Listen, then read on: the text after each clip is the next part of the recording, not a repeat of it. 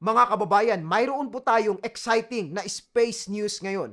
Alam niyo po ba na mayroon na namang nangyaring kakaiba sa NASA at somehow mayroon pong kinalaman sa pangyayaring ito ang 3i Atlas. Nitong December 6 lamang ay bigla pong nawala ng signal ang Maven spacecraft na nandoon sa Mars at nagkataon pa na nawala ang signal nito noong dumaan po ang 3i Atlas malapit sa Mars. Para maintindihan po natin ang lahat, ang Maven spacecraft po ay matagal nang nandoon sa Mars at patuloy po itong nagbibigay ng data sa NASA sa loob ng humigit kumulang 10 taon. At ang kanyang major na papel doon at misyon ay pag-aralan ang atmosphere ng Mars. Take note mga kababayan na 10 years na siyang nandoon. And all of the sudden, bigla itong nawala ng signal nung dumaan ang 3i Atlas. Ngayon, nung dumaan po ang 3i Atlas malapit sa Mars,